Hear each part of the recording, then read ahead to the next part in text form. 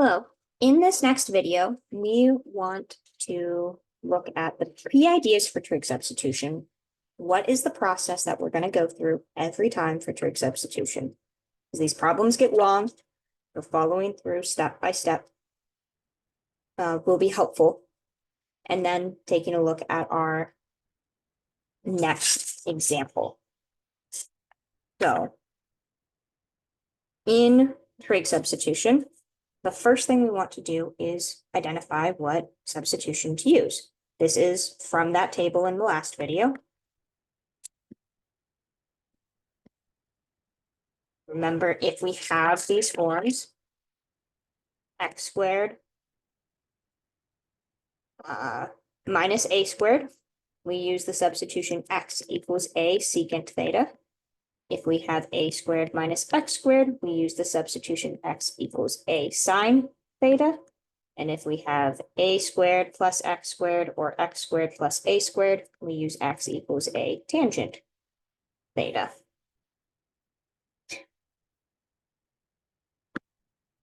Watch for u sub, because when there's u sub, problem goes faster. There might not always be u sub. And additionally, to use these forms, we may need to rewrite. So we may need to rewrite the form to see what substitution to use. We need to rewrite.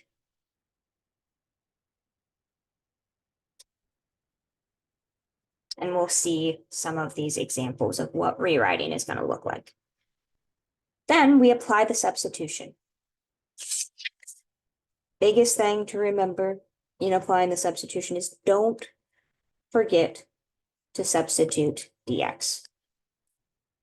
It's really easy to remember to change all the x's out for the substitution, but we also need to substitute dx. Substitute dx. Next step is to simplify. We're going to use Pythagorean identities.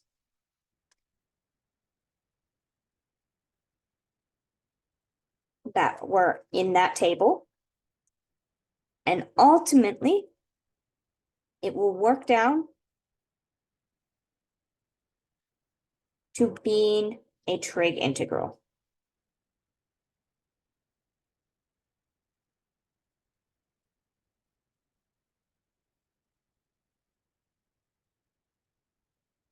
Once we get to that new trig integral, we work that trig integral. That is section 8.3. All of those strategies, there's also a few known formulas, so watch for some of those.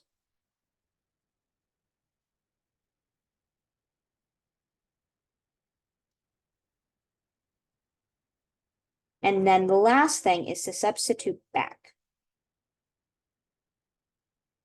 If we have a definite integral, substituting back looks like plugging in our bounds and evaluating the trig. So the theta bounds. There's a lot of trig in these. So make sure you remember your unit circle. For indefinite integrals, we are going to use our substitution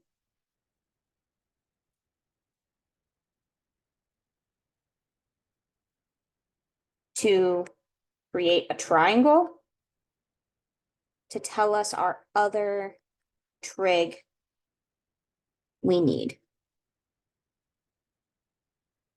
So we'll see what this looks like in the next problem, but we need to remember a lot of our SOHCAHTOA, our sine equals opposite over hypotenuse.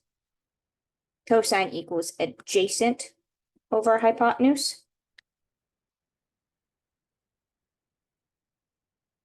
And tangent equals opposite over adjacent.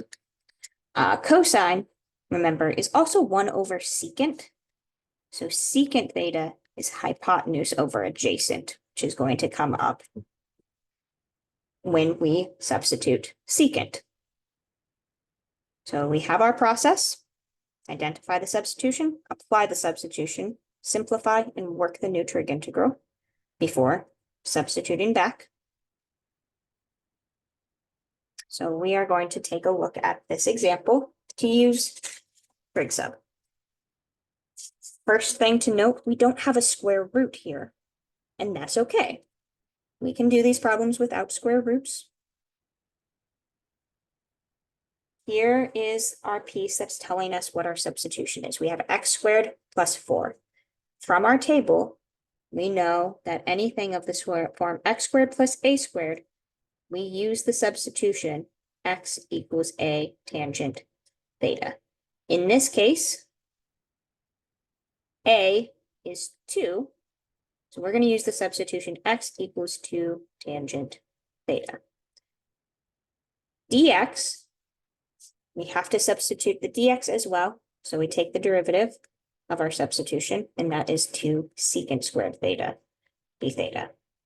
Substituting everything in, get 1 over, all of these x's are going to become a 2 tangent theta, so we get 2 tangent theta times 2 tangent theta squared plus 4.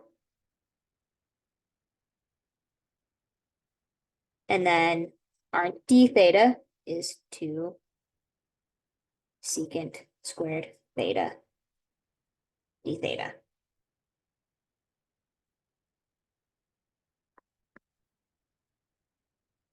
With this substitution, we now simplify down as much as we can.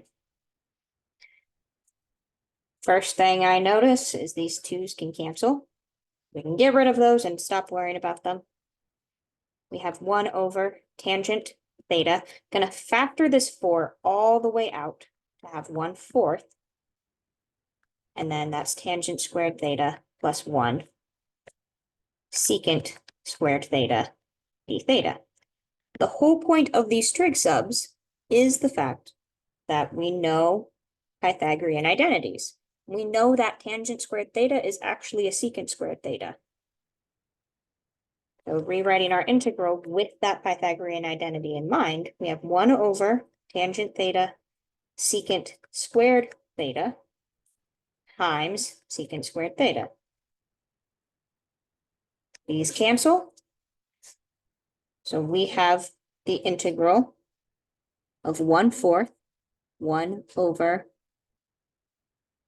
tangent theta d theta, or 1/4 the integral of cotangent theta d theta.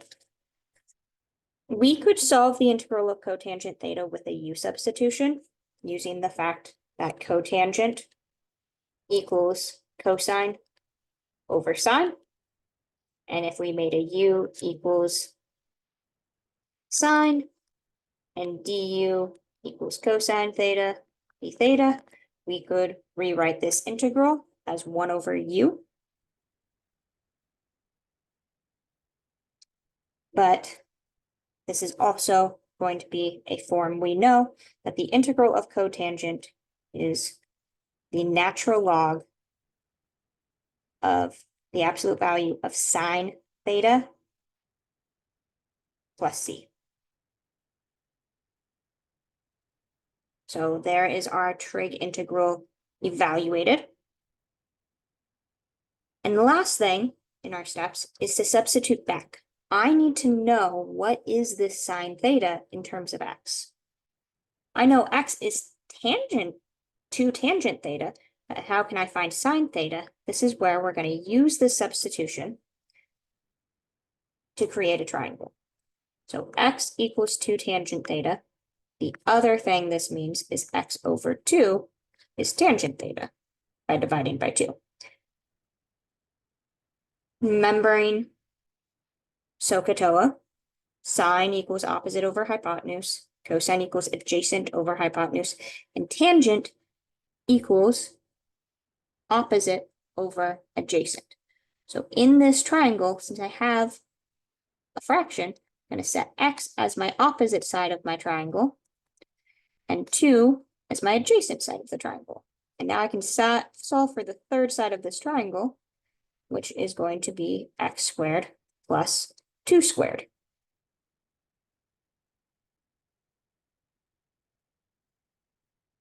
Now with that triangle, I know sine is opposite over hypotenuse. And so the opposite is x, and the hypotenuse is now x squared plus 4 square root. And I can substitute that in for sine and get 1/4 the natural log of the absolute value of x over the square root x squared plus 4 plus c.